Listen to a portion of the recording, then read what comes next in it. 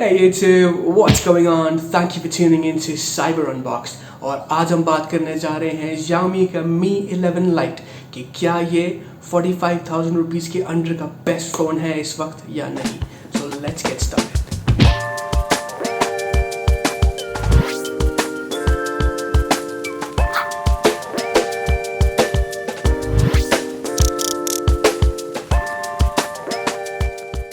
Hey guys, welcome back। और आज हम रिव्यू कर रहे हैं और अनबॉक्सिंग कर रहे हैं Mi 11 Lite का।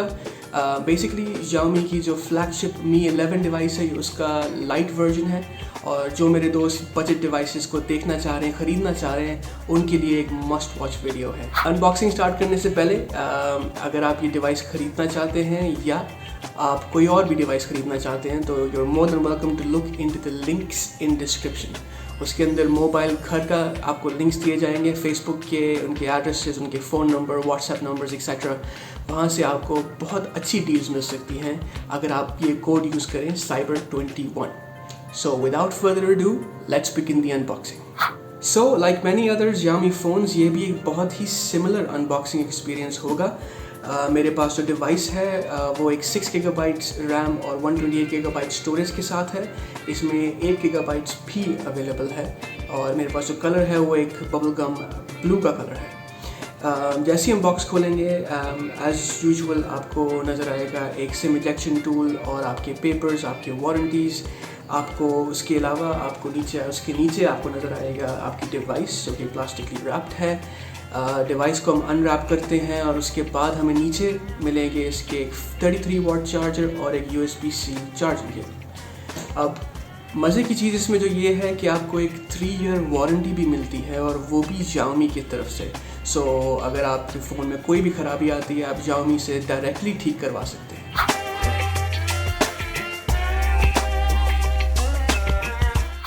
बात कर लेते हैं डिवाइस की डिज़ाइन और बिल्ड क्वालिटी की। तो it's a very elegant, very sleek phone. मुझे स्पेसिफिकली इसका कलर बहुत अच्छा लग रहा है। The blue on the back, इसके ऊपर जब लाइट रिफ्लेक्ट होती है तो बड़ा अच्छा एक ग्रेडियंट जाता है। However it is very light. मुझे पता ही नहीं चल रहा कि मैं एक स्मार्टफोन उठाया हुआ है मैंने। लेकिन कुछ लोगों को ये शायद ना पसंद आए, कुछ लोगों को आए। मैं मोर स्पेसिफिकली थोड़ी हैवियर डिवाइसेस पसंद करता हूँ, थोड़ी जैसे मेटालिक फील आती है जिनमें, तो I normally go for those. इसमें 2 सिम्स दी जाती हैं, so you can use a hybrid SIM slot. इसका मतलब है या आप एक सिम यूज़ करें और एक SD कार्ड यूज़ करें, या आप 2 सिम्स यूज़ कर सकते हैं। इसके साथ साथ आपको इसका फिंगरप्रिंट सेंसर जो है वो इसके पावर बटन के साथ आता है ऑन द राइट। इसके अलावा एक सिंगल स्पीकर दिया जाता है on the back which is very loud. और अच्छी चीज़ ये है कि जब लैंडस्केप गेमिंग की जाए तो इसमें स्पीकर जो है वो म्यूट नहीं होता एक्सीडेंटली। बट हैरानी की जो बात है वो है कि इसके अंदर कोई हेडफोन जैक नहीं है। तो अगर आप एक्सपेक्ट कर रहे थे कि एक बजट डिवाइस में आप अपने जो प्लग्ड इन एयरफोन्स हैं वो यूज़ करना चाह रहे हैं, तो अनफॉर्चुनेटली आप इस फ़ोन के साथ नहीं यूज़ कर सकते। सो बेस्ड ऑन दैट मैं इसको एक ग्रेड दूंगा around B+ for its design and build quality.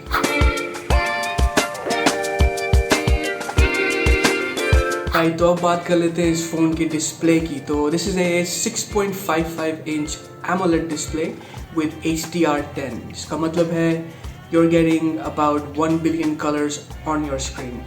उसके साथ साथ एक 90 हर्ट्ज़ का रिफ्रेश रेट मिलता है which makes the device silky smooth और बहुत ही रिस्पॉन्सिव। साथ ही साथ you'll also get Gorilla Glass 5 protection as well as dust and spillage proof।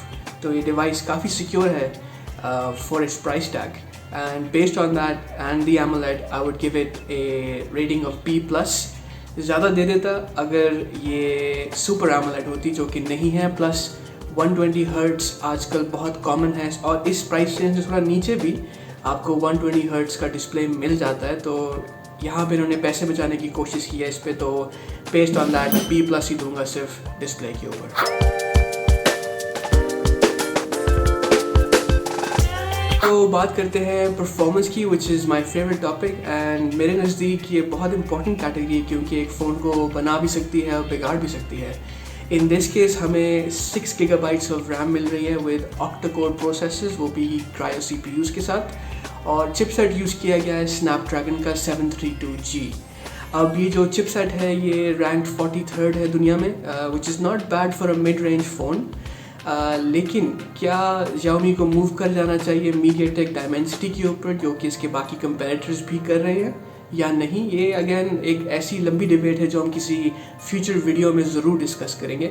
लेकिन this is not a bad chip at all. मैंने इसके ऊपर गेमिंग की है, हाई एंड गेमिंग की है, और मुझे बहुत अच्छे रिजल्ट्स मिले हैं और बहुत अच्छा इसका नो लैग एक्सपीरियंस मिला है मुझे।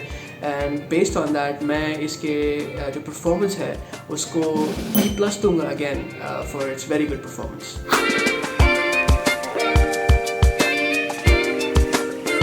अब बात करें कैमरास की, तो this phone is using A triple camera system rather than a quad camera system, जो कि आजकल हमें हर बजट फ़ोन में नज़र आ रहा है, जो कि मैं एक्सपेक्ट भी कर रहा था लेकिन नहीं था। नॉनदलेस ट्रिपल कैमरा सिस्टम जो इसका मेन कैमरा है which is 64 megapixel camera with A f1.9 aperture. इसका मतलब है कि लो लाइट वीडियोस एंड पिक्चर्स बहुत अच्छी आएंगी।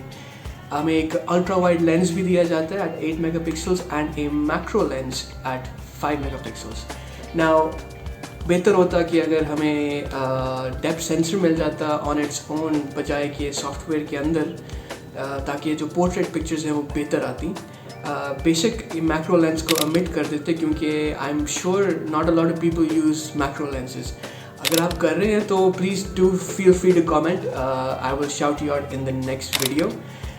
लेकिन आई वुड बिलीव कि अगर मैक्रो को ओमिट करके एक डेप्थ सेंसर दिया जाता तो बहुत बेहतर रहता। नॉनदलेस जो फ्रंट कैमरा है it is a 16 megapixel wide lens which has the capability of doing 1080p full HD recording at 30 frames a second, और जो बैक कैमरा है वो रिकॉर्ड करता है 4K at 30 frames a second. Based on that इसको मैं score दूंगा at B-, क्योंकि अगेन मुझे प्रेफर मैं करता अगर इसमें मैक्रो लेंस की बजाय एक डेप्थ सेंसर अलग से होता, ताकि जो आपकी परफेक्ट सेल्फीज़ हैं और जो आपके पोर्ट्रेट मोड्स हैं वो बहुत बेहतर होते हैं अदरवाइज।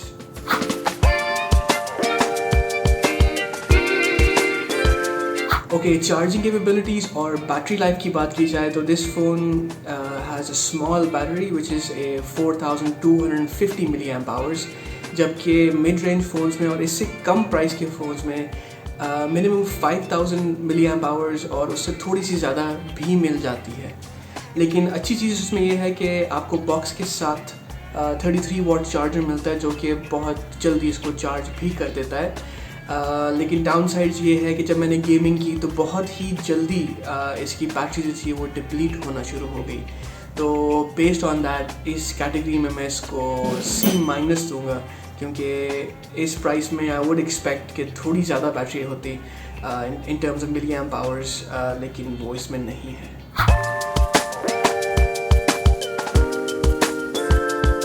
तो फाइनली इसकी ओवरऑल स्कोर की बात करें तो it is coming up at a B-, which is not bad for a mid range phone. लेकिन क्या ये फ़ोन 45,000 से नीचे का बेस्ट फ़ोन है? येस एंड नो, डिपेंड करता है किस तरह का यूज़र है। अगर if you prefer just display only, इसके अंदर एमोलेड स्क्रीन्स हैं, 90 हर्ट्ज रिफ्रेश रेट है और बहुत ही स्मूथ इसकी ट्रांजिशंस हैं, बहुत ही स्मूथ इसका यूजेज है with dust proof and IPS proof as well.